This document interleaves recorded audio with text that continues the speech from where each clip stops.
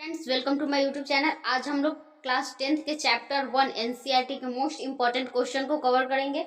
हम लोग देखेंगे कि चैप्टर 1 में कौन कौन सा इंपॉर्टेंट क्वेश्चन है जो बोर्ड एग्जामिनेशन में आ सकता है। ठीक है, अगर आप 2024 में बोर्ड एग्जाम देने वाले हैं तो आपके लिए ये बहुत इंपॉर्टेंट क्वेश्चन है। सबसे पहले चैप्टर 1 से जैसा कि हम जानते हैं कि कितना नंबर के क्वेश्चन देता है, हम लोग को 10 मार्क्स चैप्टर 1 से देता है। यानी अगर आप इन सारे क्वेश्चनों को कर लेते हैं तो 10 नंबर आपके पास है। ठीक है, यानी पहला चैप्टर वास्तविक संख्या, रियल नंबर। देखते हैं सबसे पहले इसका इंपॉर्टेंट क्वेश्चन कौन कौन सा है और साथ ही साथ उसको सॉल्व करते हुए भी चलेंगे।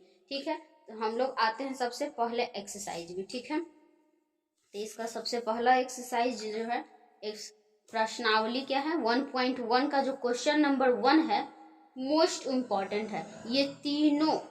ये तीनों बार बार बोर्ड एग्जाम में देते रहता है, इसमें कोई शक नहीं है। तो इस तीनों को हम सबसे पहले बनाते हैं, उसके बाद बताएंगे कि नेक्स्ट कौन सा इंपॉर्टेंट है। ठीक है, तो सबसे पहला, निम्नलिखित संख्याओं का एचसीएफ ज्ञात करने के लिए यूक्लिड विभाजन एल्गोरिथम का प्रयोग कीजिए। ठीक है, यूक्लिड विभाजन प्रमेयिका का यूज करके इन तीनों का क्या करना है, एचसीएफ निकालना है। ठीक है, तो चलिए निकालते हैं, कैसे निकालेंगे।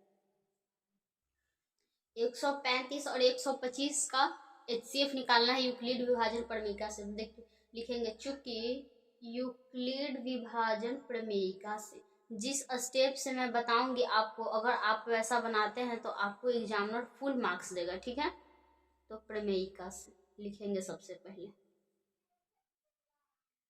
देखेंगे कि बड़ा कौन सा है और छोटा कौन सा है, इसलिए क्या है, 135 जो है छोटा है, इसलिए ग्रेटर देन 225। ठीक है, अब बड़ा वाला को ए मानेंगे। ठीक है, बड़ा को ए मानेंगे और छोटा को बी मानेंगे, यानी ए इज इक्वल टू 225 और बी इज इक्वल टू 135 लेकर यूक्लिड विभाजन प्रमेयिका से हम लोग चलेंगे। यूक्लिड विभाजन प्रमेयिका से पूरा इसको लिखेंगे।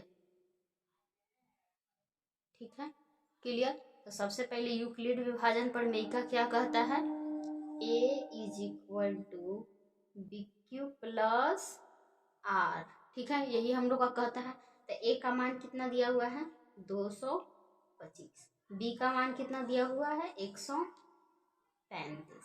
ठीक है, इनटू कितना बार गुना करेंगे कि ये आ जाए। ठीक है, इससे इसमें भाग देंगे, तो सबसे पहले कितना बार में, एक बार में, तो बचेगा कितना, 90 बचेगा आपका शेषफल। यानी आर का मान आ गया कितना, 90। तो चूंकि आर नॉट इक्वल टू 0, ठीक है, आर का मान 0 नहीं आया, इसीलिए पुनः प्रश्न से इस बार क्या करेंगे, ए के जगह क्या लेंगे, 135 को, और बी के जगह जो शेषफल बचता है ना, आर का मान, उसी को बी के जगह लेते हैं। ठीक है, तो ए इज इक्वल टू 135 और बी इज इक्वल टू 90 लेकर यूक्लिड विभाजन प्रमेयिका से, फिर से उसी मेथड से चलेंगे। ठीक, विभाजन प्रमेयिका से। ठीक, तो ए इज इक्वल टू क्या होता है, चूंकि ए इज इक्वल टू क्या होता है, A is equal to B Q plus R. ठीक है, ए का मान कितना है, 135 इज इक्वल टू 90 इंटू कितना हो जाएगा, फिर से एक ही होगा, एक, क्योंकि 90 90 दो बार करेंगे तो 180 हो जाएगा ना। अब प्लस कितना बचा, 45, यानी फिर से चूंकि लिखेंगे, चूंकि आर नॉट इक्वल टू 0, इसीलिए पुनः प्रश्न से। ठीक है, फिर से प्रश्न से चलेंगे। इस बार क्या करेंगे, ए जैसा कि बताए थे कि ए इसको लेते हैं और बी इसको लेते हैं। ठीक है, तो ले लेंगे ए इज इक्वल टू 90 और बी इज इक्वल टू 45 लेकर यूक्लिड विभाजन प्रमेयिका से। ठीक है, चलेंगे, तो क्या हो जाएगा, A is equal to B Q plus R. A का मान कितना है 90, बी है 45, तो 45 दूनी 90। इस बार आर का मान कितना आया 0, यानी लिखेंगे चूंकि आर इज इक्वल टू 0 प्राप्त हो गया इसीलिए 135 और 225 का HCF बराबर क्या होता है अंतिम भाजक। यानी अंतिम भाजक यहाँ पे क्या है 45 है, यानी HCF is equal to 45 answer. ठीक है, एक क्वेश्चन हो गया। हम लोग अब सेकेंड क्वेश्चन को करते हैं। ठीक है, सेकेंड क्वेश्चन भी एकदम सेम इसी मेथड से बनेगा, तो उसको देखिए करते हैं सॉल्व। तो सेकेंड क्वेश्चन हमारा क्या है, इसी का है, 1 का सेकेंड क्वेश्चन है। तो सेकेंड क्वेश्चन क्या है 196 और 38220 का HCF निकालना है। ठीक है, ये बोर्ड एग्जाम में दे देगा ना तो आपको बहुत लंबा कैलकुलेशन में फंसा लेगा। ठीक है, लेकिन ये है बहुत इजी है। देखिए कैसे इजी है, बहुत इजी, बहुत सिंपल है। ठीक है, तो सबसे पहले इसको देखिए कैसे बनेगा। लिखेंगे चूंकि यूक्लिड विभाजन प्रमेयिका से, यूक्लिड विभाजन प्रमेय ए इज इक्वल टू क्या बोले हैं, अगर जो बड़ा है उसको ए लेंगे, जो छोटा है उसको बी लेंगे। तो ए इज इक्वल टू इतना और बी इज इक्वल टू 196 लेकर यूक्लिड विभाजन प्रमेयिका से चलेंगे।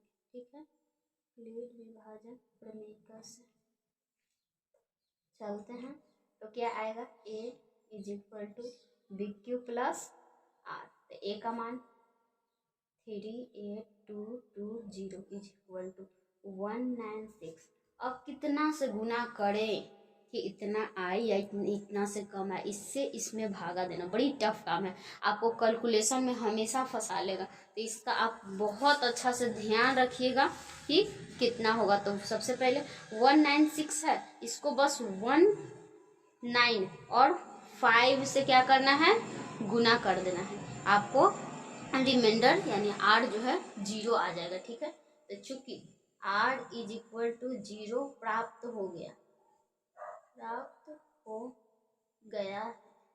ठीक है, इसीलिए